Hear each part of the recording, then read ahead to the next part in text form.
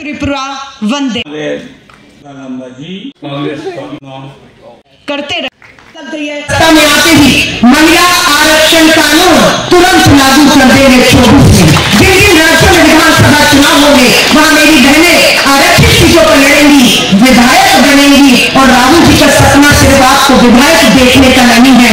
राहुल गांधी जी का कहना है कि ये विधायक तक नहीं रुकेगी, विधायक इसका हक है। ये अब उप मुख्यमंत्री और मुख्यमंत्री बनकर राज्यों का नेतृत्व भी करेंगे। ये राहुल गांधी जी का भविष्य का आपको लेकर सपना।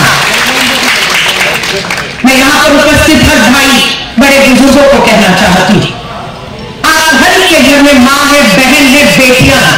मुझे मालूम है आपको भी इस माहौल में उनकी चिंता होती है, लेकिन कब तक आप अपनी बहन बेटियों के पांव में जंजीरें बांधकर उन्हें घर में बिठाए रखेंगे? कब तक आप उन्हें डर करेंगे कि बाहर का माहौल अच्छा नहीं, बेटी सुरक्षित नहीं? उसका खामियाजा हमारी बेटियां को भुगतते थे।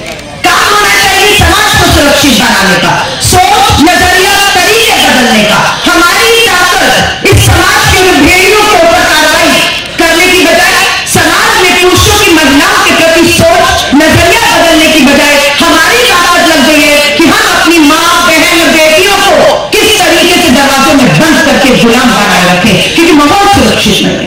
ये माहौल सुरक्षित होगा आजादी के 75 साल में और 75 साल इंतजार करें कि माहौल सुरक्षित होगा तब बेटियां बाहर आएंगी? नहीं, आपको अपनी बेटियों को मजबूत करना है, अपनी बहनों को ताकत देनी है।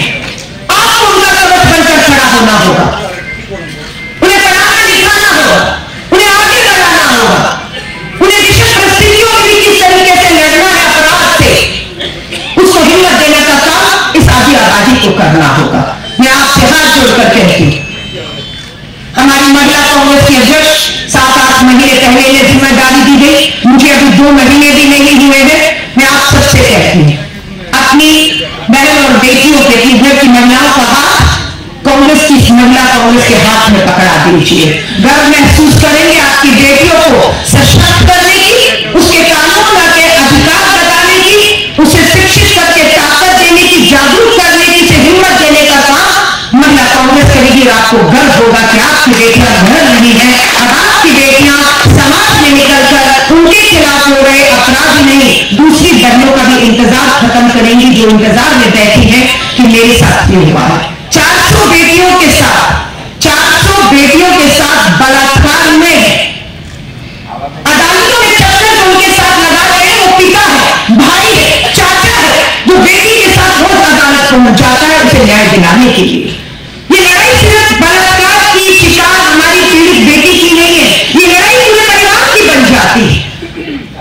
फास्ट ट्रैक कोर्ट बनाने की बात थी ना, कहां है फास्ट ट्रैक कोर्ट? 5-10 साल हो गए, कोर्ट फास्ट है, नाम है फास्ट ट्रैक कोर्ट, 20 साल 10 साल न्याय नहीं हो रहा। स्पेशल कोर्ट, क्या है स्पेशल कोर्ट? हमें ये कहा जाता है कि स्पेशल कोर्ट होगी जहां पर सिर्फ नाबालिग बेटियों के साथ जो अपराध होता है उसकी ही सुनवाई होगी। ना फास्ट ट्रैक कोर्ट है, ना स्पेशल कोर्ट है, और कानून ये कहता है कि नाबालिग बेटी का बलात्कार हुआ 2 साल 5 साल 10 साल, नाबालिग बेटियों के बलात्कार को फास्ट ट्रैक स्पेशल कोर्ट में चलाकर फांसी होनी चाहिए।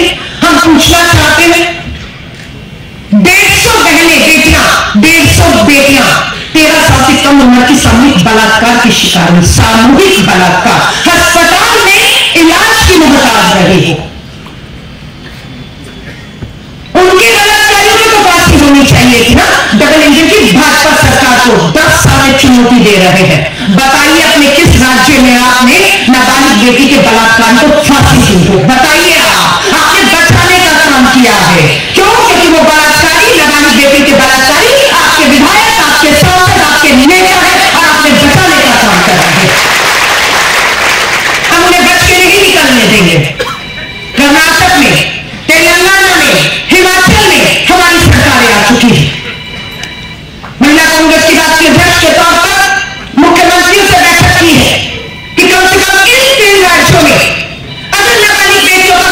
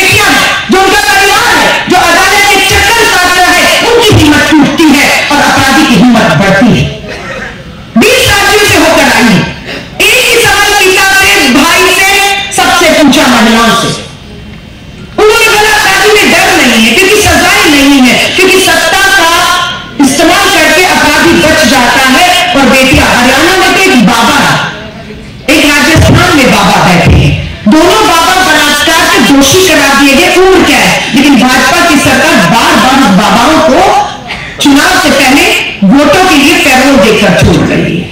धन्यवाद करते हैं हरियाणा की सरकार ने भाजपा की डबल इंजन की सरकार को फटकार लगाई। चाहे बिल्किस बानो के 11 बलात्कारियों को उन्हें ठूसने की वापस आदेश देकर उन्हें ठूस दिया गया है और हरियाणा में भी हाईकोर्ट ने कहा कि अब हमारी इजाजत, कोर्ट की इजाजत के बिना आप ये पैरोल नहीं देंगे।